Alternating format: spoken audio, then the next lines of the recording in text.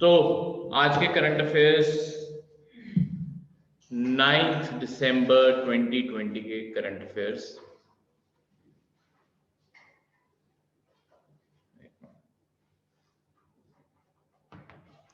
हाँ जी, आज first current affair आपका माउंट एवरेस्ट माउंटेन बारे है।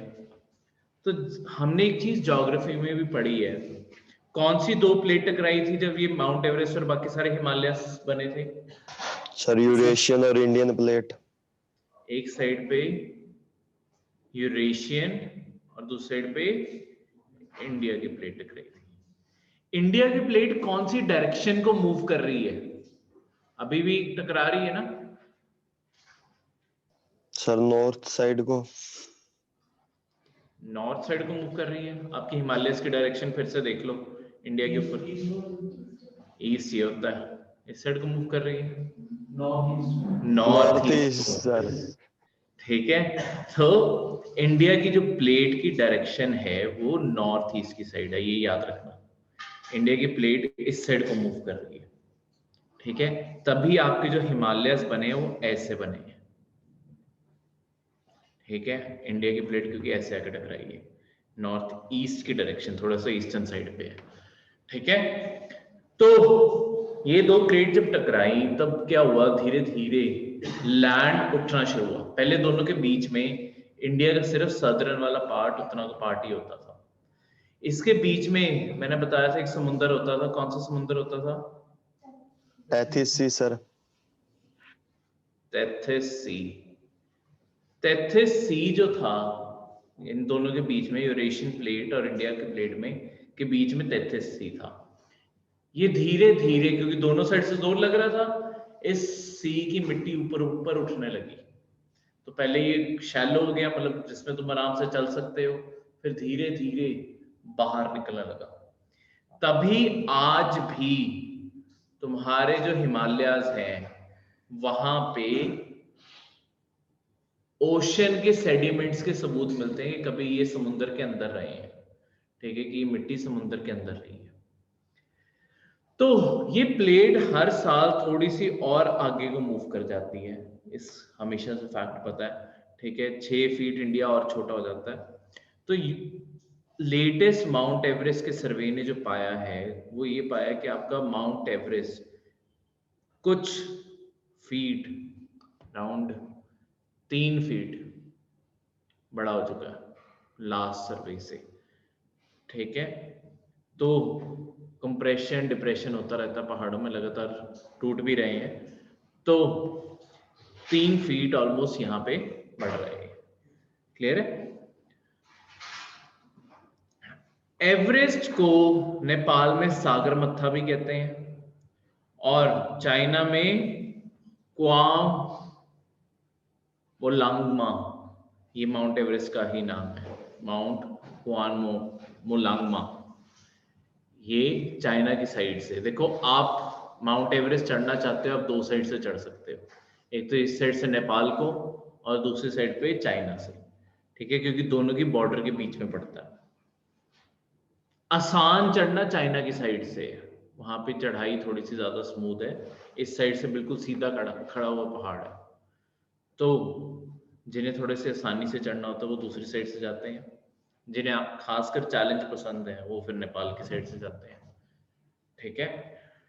तो लास्ट टाइम जो सर्वे जो हाइट की थी 8848, जो इससे पहले हाइट हम हमेशा पढ़ते आए हैं, ये एक्चुअली सर्वे ऑफ इंडिया, क्योंकि नेपाल उस टाइम इतना डेवलप नहीं था, इंडिया के पास कुछ ऑर्गेनाइजेशन ब्रिटिशर्स के टाइम से एग्जिस्ट कर रही हैं।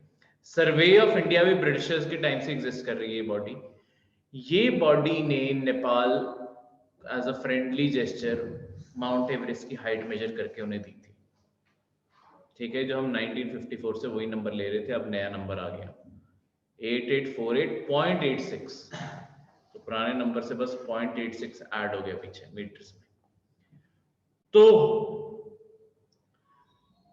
ये मैंने आपको बता दिया, दोनों से लाई करता है। सर्वे ऑफ इंडिया 1767 में बना था, ब्रिटिश ईस्ट इंडिया कंपनी ने बनाया था।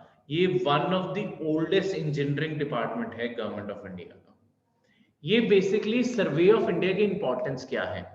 देखो आपके इंडिया को लगातार सर्वे करना क्यों इंपॉर्टेंट है? एक तो आपको कोई भी नई टेरिटरी, मतलब आपकी जितनी भी टेरिटोरियल बाउंड्रीज हैं उसकी क्लैरिटी रहती है। दूसरा, इंडिया के अंदर कोई भी नया फीचर बन रहा है, कोई भी नया लेक बन रही है, लेट्स सपोज लेक में चेंजेस आ रहे हैं, या हमारे फॉरेस्ट में ही चेंजेस आ रहे हैं, फॉरेस्ट पैटर्न में चेंजेस आ रहे हैं, एग्रीकल्चरल लैंड में चेंजेस आ रहे हैं, कोई भी चेंज आ रहा है उसे लगातार ट्रैक और मॉनिटर करके रखना जरूरी होता है। तो इसके कारण सर्वे ऑफ इंडिया बनाया गया। इसकी यही इंपॉर्टेंस है, हमारे जितने भी लैंड रिकॉर्ड्स हैं उन्हें अच्छे से मेंटेन करके रखें। सर्वे ऑफ इंडिया का हेडक्वार्टर देहरादून में है, ठीक है, ये भी याद रखना। इसके टोटल 18 जियोस्पेशियल डिविजन्स हैं। जियोस्पेशियल का मतलब होता है जो एक एरिया को ग्रिड के तौर पे स्टडी करते हैं। जियोस्पेशियल यानी कि इंडिया के इतने हिस्सों को पढ़ना, यानी कि इंडिया के 18 हिस्सों में बांटा हुआ है इंडिया को सर्वे ऑफ इंडिया ने, और अलग अलग हिस्सों में पढ़ा जाता है, ठीक है। इन 18 डिविजन्स में टोटल करके 23 जियोस्पेशियल डेटा सेंटर्स है जहां से डेटा कलेक्ट किया जाता है। जैसे सर्वे ऑफ इंडिया की ना लेटेस्ट एक कोशिश है, इन्होंने ना लास्ट ईयर 300 ड्रोन्स खरीदे हैं।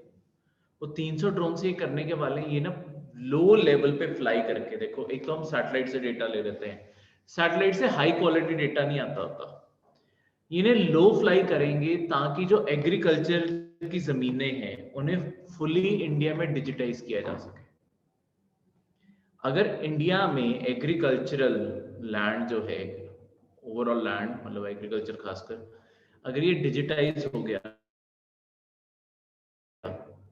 एक तो सरकार को सब्सिडीज जो डायरेक्ट बेनिफिट ट्रांसफर करना चाहती है सरकार, वो करनी आसान हो जाएगी क्योंकि आइडेंटिफिकेशन हो जाएगी कौन सी जमीन किसे बिलोंग करती है। और जिसकी जमीन लेट्स सपोज क्राइटेरिया सेट किया जाए कि 5 एकड़ से जिसकी जमीन कम है, उन किसानों को सरकार की तरफ से कुछ बेनिफिट ज्यादा मिलेंगे, ठीक है। तो पता चल जाएगा ना एग्जैक्टली 5 एकड़ की जमीन किसकी है किसकी नहीं है, ठीक है। उसके अकॉर्डिंग बेनिफिट ट्रांसफर्स होने शुरू हो जाएंगे। प्लस सारे लैंड रिकॉर्ड्स अगर डिजिटाइज होंगे, टू दी पॉइंट डिजिटाइज होंगे, तो कभी भी लैंड डिस्प्यूट लॉन्ग टर्म नहीं चलेंगे। नहीं तो इतने इतने साल कोर्ट में चलते रहते हैं क्योंकि कोई लाइन इधर चलेगी कोई इधर चलेगी। एक बार डिजिटाइज हो गए तो पता चल जाएगा ये वाला लैटिट्यूड और लॉन्गिट्यूड 2 मेजर्स होते हैं ना आपके, वो बहुत ही छोटे से, देखो हम जब अर्थ के ऊपर हम जब स्टडी कर रहे होते हैं हम बहुत ही बड़े स्केल पे पढ़ रहे होते हैं, हम बहुत ही बड़े स्केल पे पढ़ रहे होते हैं क्योंकि हमने एज अ उन्हें ओवरऑल समझना होता है, ठीक है। लैटिट्यूड और लॉन्गिट्यूड को, ये क्या है, कौन सी लाइन है ये, लॉन्गिट्यूड, और ये लैटिट्यूड। पर ये किसी भी जगह पे एक छोटे से पॉइंट पे भी कोई ना कोई लैटिट्यूड लॉन्गिट्यूड अपनी डिग्री 82 डिग्री, फिर मिनट्स लेट्स सपोज 5 मिनट्स, और फिर सेकंड्स साथ में 23 सेकंड, इतनी डिटेल में भी जाती हैं छोटी छोटी लाइनें करके। तो आप एग्जैक्टली लाइन मार्क कर सकते हो कि यहीं तक अगले की प्रॉपर्टी है, उसके बाद अगले की प्रॉपर्टी शुरू हो जाएगी। तो सर्वे ऑफ इंडिया का लेटेस्ट काम यही आजकल चल रहा है कि कैसे आपका सारा डेटा किया जाए। आजकल वैसे भी फार्म लॉस थोड़े से ज्यादा न्यूज में है, तो फार्म्स के रिगार्डिंग खासकर ज्यादा बताना जरूरत है। सरकार एक साइड नहीं काम कर रही, सरकार बहुत साइड अलग अलग चीजें एग्रीकल्चर में करना चाहती है। क्योंकि देखो हमारे जितने इंडस्ट्रियल रेवोल्यूशन हुआ था उसमें सिर्फ एक सेक्टर है जिसमें इंडस्ट्रियल रेवोल्यूशन एलपीजी रिफॉर्म्स जो हमारे हुए थे, एक सेक्टर ही है जिसमें हमने एलपीजी रिफॉर्म्स नहीं कैरी आउट किए थे, वो था एग्रीकल्चर सेक्टर। क्योंकि इस पे लाइवलीहुड बहुत लोगों की टिकी हुई है। सरकार की इसे भी प्राइवेटाइज करने की कोशिश क्यों है, मैं उसका बस एक रीजन देता हूं कि सरकार वही मिरेकल यहां पे देखना चाहती है जो बाकी सारे सेक्टर्स में आ चुका है। 1991 में बहुत ही भयंकर प्रोटेस्ट तब भी हुए थे जब सरकार क्या कहते हैं अपनी कंपनियों को बेचने लगी थी, ठीक है। दुनिया के लिए इंडिया को ओपन करने लगी थी, फॉरेन कंपनीज को इंडिया में अलाउ करने लगी थी, प्राइवेट सेक्टर को पूरी परमिशन देने लगी थी, तब भी लोगों को बहुत शिकायतें थी कि क्या होगा। ठीक है, लूप होल्स हैं आपके बिल में, पर अगर वो लूप होल्स को दूर कर दिया जाए तो ऑब्वियसली चीजें अच्छी भी हो सकती हैं। ओवरऑल प्राइवेटाइजेशन बुरी नहीं है एग्रीकल्चर की, बस जो लूप होल्स हैं, जैसे कि कोर्ट नहीं जा सकते, वो सबसे एक बुरा पॉइंट है कि आप तो जुडिशरी के प्रिव्यू से चीज बार कर रहे हो, वो सारी चीजें होनी चाहिए। बाकी सारी तो प्राइवेटाइजेशन कहीं ना कहीं तो लानी ही पड़ेगी। ठीक है, क्योंकि सरकार एक लिमिट तक ही काम कर पाती है। हमारा जो ओवरऑल एक्सपीरियंस है इंडिया के डेवलपमेंट का, वो यही है कि जहां पे प्राइवेट सेक्टर एंटर हुआ है, प्राइवेट सेक्टर ने एंटर करके ज्यादा बेटर फैसिलिटीज दे के एक्चुअली चीजों को बेटर ग्रो करके दिखाया है। तो देखो क्या बनता है। Next is nickel lead found in patients in Eluru. अगर तुमने कल न्यूज पढ़ी हो, इंडिया में एक नई टाइप की कुछ चीज का अचानक सबूत मिला, पर वो लोकलाइज्ड है वो चीज। अचानक ही 300 पेशेंट्स एडमिट हो गए थे आंध्र प्रदेश के एक एरिया में, इलुरु में।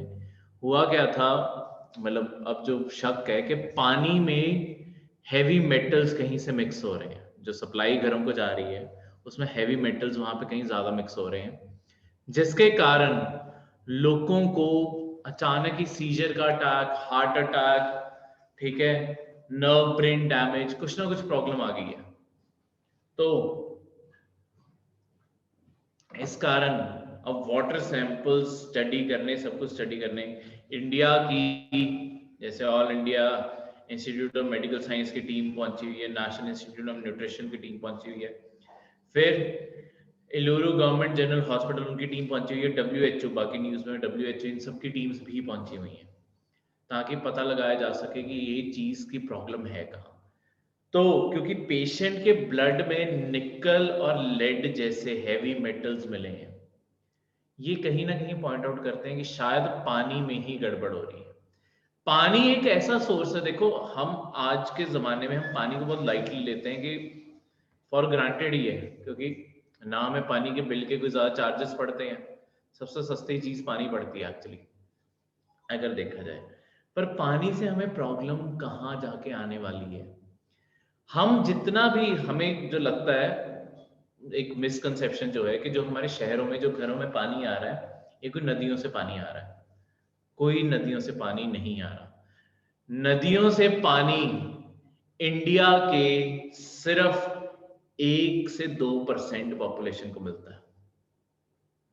बाकी सारी इंडिया की पॉपुलेशन या हमें किसी ना किसी लेक से पानी मिलता है, या हमें मतलब अगर रिवर से बात की जाए डैम से पानी मिलेगा, या तीसरा सोर्स जो सबसे बड़ा सोर्स है जो शहरों को सप्लाई होता है वो एक्चुअली ग्राउंड वाटर है। आपके जगह जगह पे हर छोटे बड़े हर शहर में तुम देखना ट्यूबवेल लगे होंगे बीच में, जहां पे वो टैंकी होती है ना उसके साथ में ट्यूबवेल होता है, वहां से ग्राउंड से पानी निकाल के फिर आसपास के एरिया में सप्लाई किया जाता है। बाकी सारी चीजें बिकॉज ट्रांसपोर्ट करनी पड़ती है, ये महंगी पड़ती है, ये लोकलाइज्ड सोर्स है, उसी जगह पे आसपास हो जाता है, इस कारण सबसे ज्यादा शहरों में यही दिया जाता है आपको। अभी अगर आप चंडीगढ़ में भी रह रहे हो, चंडीगढ़ में तो ये दोनों ही नहीं है, चंडीगढ़ में तो 100% ग्राउंड वाटर यूज हो रहा है। अब ग्राउंड वाटर के साथ प्रॉब्लम क्या होती है, ग्राउंड वाटर अगर तुम हद से ज्यादा यूज कर लेते हो ना, जमीन के अंदर ये पानी होता कहाँ है, ऐसा नहीं है तुम कहीं पे भी जमीन के अंदर खोदोगे तुम्हें पानी मिल जाएगा। पानी कलेक्ट करने के लिए ना आपकी जमीन के अंदर ऐसे स्पेशल लेयर बन जाती है एक, यहां साइड पे होता क्या है, ऐसे ना एक तरह का कंटेनर बन जाता है, ये ना हार्ड रॉक्स होते हैं, बहुत ही सॉलिड टाइप के रॉक्स होते हैं जो पानी को आसपास जाने नहीं देते। इसके बीच में अब ऊपर मिट्टी पड़ी हुई है, मिट्टी के थ्रू पानी नीचे को बहता रहता है। ठीक है, पानी किसी जगह पे, यहाँ पे या तो सॉफ्ट रॉक्स होंगे जो आराम से पानी के अंदर मिट्टी बन जाते हैं, ठीक है, या थोड़ी सी खाली जगह होगी, पानी वहां पे इकट्ठा हो जाता है, यहाँ पे पानी इकट्ठा हो गया। इन जगहों को कहते हैं एक्विफायर्स, जहां पे जमीन के अंदर पानी इकट्ठा होता है, एक्विफायर्स। तो ये एक्विफायर में प्रॉब्लम क्या होती है, एक्विफायर जब तक तो लेवल इसका पानी का ऊपर है, ये बहुत ही प्योर सोर्स का पानी भी है, ठीक है, अगर तुम चाहोगे बहुत ही प्योर सोर्स का पानी मिलता है। पर आजकल हो क्या रहा है, क्योंकि एग्रीकल्चर में भी तुमने देखा होगा ट्यूबवेल यूज कर रहे हैं, पानी का लेवल हर जगह, शहर भी ग्राउंड वाटर यूज कर रहे हैं, फार्म्स भी ग्राउंड वाटर यूज कर रहे हैं, तो अल्टीमेटली हो क्या रहा है, लेवल गिरता जा रहा है, ऊपर इतनी बारिश नहीं हो रही। या हम करते क्या है ऊपर, क्योंकि सड़कें बनाई जा रहे हैं, फुटपाथ बनाए जा रहे हैं, पानी अंदर जा नहीं पा रहा, हम यूज करी जा रहे हैं, तो अल्टीमेटली ये पानी का लेवल गिरता जाता है। जब पानी का लेवल बहुत नीचे तक चला जाता है ना, तब कई बार क्या होता है, इनकी देखो हमने अर्थ की उस टाइम भी पढ़ा था, जिनकी डेंसिटी ज्यादा होती है वो ऊपर फ्लोट करते हैं, नीचे सिंक कर जाते हैं, सिंक कर जाते हैं सर। नीचे सिंक कर जाते हैं ना, तो हैवी मेटल्स कहाँ मिलेंगे, बिल्कुल ग्राउंड नीचे वाटर। अरे ग्राउंड वाटर में तो मिलेंगे, बिल्कुल ग्राउंड वाटर में नीचे जाके, ये तो पूरे ग्राउंड वाटर है ना, ग्राउंड वाटर में बिल्कुल नीचे जाके, तो यहाँ पे जाके हैवी मेटल्स होते हैं, जैसे कि निकल, लेड, आर्सेनिक, ये बहुत ही ना हार्मफुल मेटल्स हैं। तो जब हम कहते हैं कि, अब सुना होगा कॉमनली कि मोटर इतनी डीप कर ली, इतनी डीप कर ली है, वो एक्चुअली तुम इस डीप तक जा रहे हो, वो पानी की क्वालिटी उतनी गिरती जाती है, पानी जितना ऊपर मिलेगा उतना अच्छा मिलेगा, जितना नीचे मिलेगा उतना गंदा मिलेगा, ठीक है।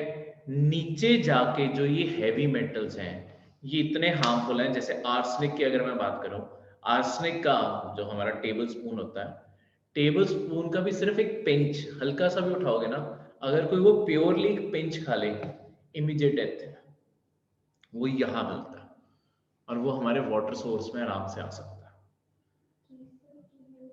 आर्सेनिक ये भी एक मेटल होता है, आर्सेनिक, हाँ जी हाँ जी, वो भी नीचे, मतलब लेड ही लगा लो, चलो लेड भी अगर एक टेबल स्पून कोई लेड कंज्यूम कर ले, उसकी वैसी डेथ हो जाए। ये सारे मतलब ये सारे के सारे मेटल्स ऐसे हैं जो हमारी बॉडी में अगर किसी भी टाइप से, मतलब एक टेबल स्पून तक, एक चम्मच तक हमारे मुंह में चला गया, डेथ है।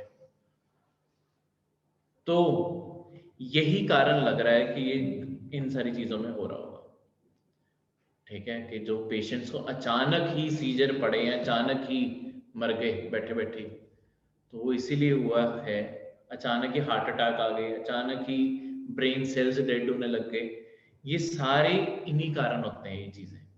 तभी सबसे पहला शक ही वाटर सोर्स पे गया है, तभी सबसे पहले वाटर का सोर्स ही पढ़ा जा रहा है। इसीलिए ग्राउंड वाटर रिचार्ज करना बहुत जरूरी है, क्योंकि अगर तुम इसे नेचुरली भरते रहोगे तो नीचे कभी हैवी मेटल्स तक जाने की जरूरत नहीं पड़ेगी। इसीलिए आजकल सरकार ये भी कहती होती है, मनरेगा में भी ये कर दिया गया है, जितने भी फार्म लैंड्स हैं, ओपन लैंड्स हैं, वहां पे ना पॉन्ड्स बनाए जा रहे हैं छोटे छोटे।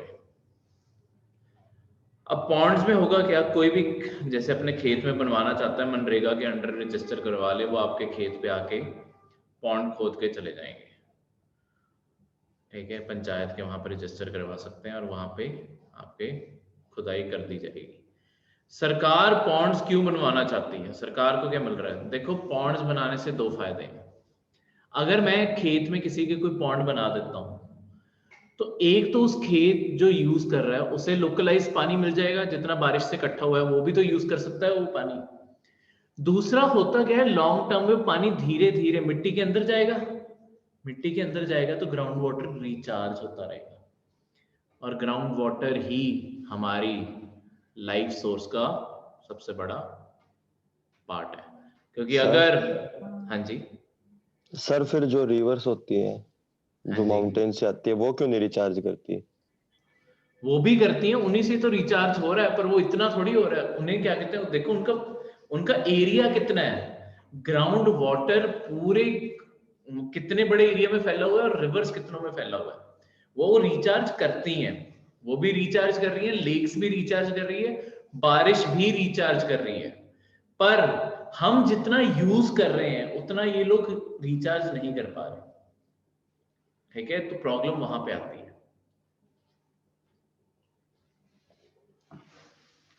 तभी आपका इस साल का यूपीएससी का, मैं सीसैट का एक पैसेज बताता हूँ। देखो पैसेज बहुत ही लॉजिकली आते हैं, जो बहुत ही रेलिवेंट चीजें होती है ना उसी से आते हैं। इस साल सीसैट में एक पैसेज आया था कि आपकी म्युनिसिपल कॉरपोरेशन को चाहिए कि आपके जो बारिश का पानी होता है ना, वो अलग सीवेज से जाए, ठीक है। लोग समझते नहीं, मतलब एक लोग नहीं समझते, और एक कई शहरों में अभी तक ये सोच नहीं डेवलप हुई है। जैसे जितने भी आपके ये बाहर सीवेज है, कहीं पे भी कोई सीवेज पड़ा होता है, लोग क्या करते हैं, कुछ खाते हैं उसके ऊपर वो फेंक देते हैं। हो क्या रहा है, उसी के ऊपर एक्चुअली था कि लोग कदर नहीं डाल रहे जहां जहां बनाए भी गए हैं। कई जगह तो सोच नहीं है, कई जगह जहां बनाए गए हैं लोगों को समझ ही नहीं है इसका यूज क्या है।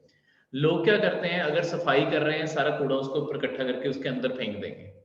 वो है क्या, वो फ्लड सीवेज है। जब आपकी बारिश ज्यादा होती है, सड़कों के ऊपर पानी क्यों खड़ता है, क्योंकि इसके अंदर तो कूड़ा फेंक चुके हैं।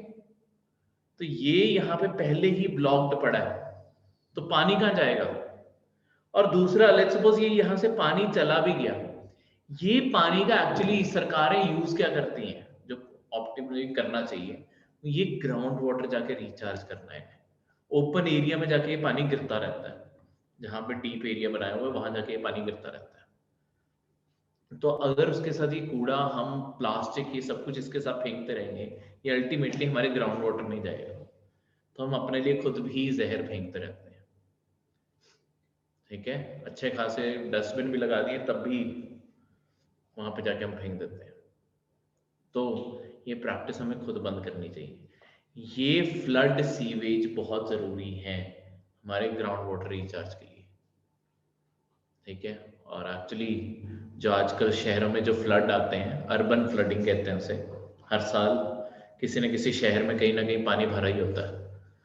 वो इसीलिए आते हैं बिकॉज इसके अंदर तो कूड़ा फेंक दिया गया। ये कूड़ा फेंकने के लिए नहीं बने हैं,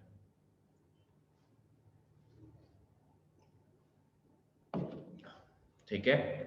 तो ये चीज इस पे है। ਸਰ ਜਿੱਦਾਂ ਮਾਊਂਟ ਐਵਰੈਸਟ ਦਾ ਸਾਈਜ਼ ਇਨਕਰੀਜ਼ ਹੁੰਦਾ ਵਾ, ਉਹਦੇ ਨਾਲ ਫਿਰ ਇੰਡੀਆ ਤੇ ਏਸ਼ੀਆ ਦੇ ਜਿਹੜਾ ਏਰੀਆ ਵਾ ਉਹ ਵੀ ਉੱਤੇ ਫਰਕ ਪੈਂਦਾ ਹੀ ਹੋਏਗਾ। इंडिया हर साल 6 फीट छोटा हो जाता है, ये भी फैक्ट है। इंडिया हर साल 6 फीट कम हो जाता है क्योंकि माउंट एवरेस्ट के नीचे दबता जा रहा है। फिर माउंट एवरेस्ट की हाइट बिल्कुल सेम क्यों नहीं बढ़ रही, देखो हर साल उस पे भी तो कहीं ना कहीं इरोजन के फैक्टर्स लग रहे हैं, वो भी तो गिर रहा है नीचे, ठीक है। तो बैलेंस आउट हो जाती है ऑलमोस्ट फोर्सेस, ठीक है, तभी वो अपनी हाइट थोड़ी सी बढ़ा पाया। ਸਰ ਏਸ਼ੀਆ ਦਾ ਵੀ ਤਾਂ ਸਾਈਜ਼ ਘਟਦਾ ਹੀ ਹੋਏਗਾ।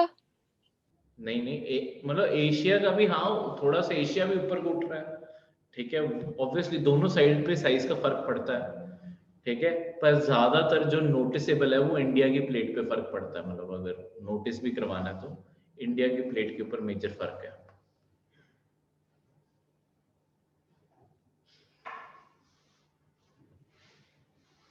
ठीक है। क्लियर है?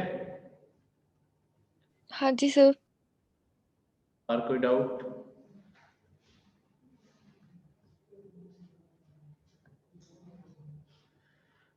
नहीं? तो ये थे आपके आज के करंट अफेयर्स।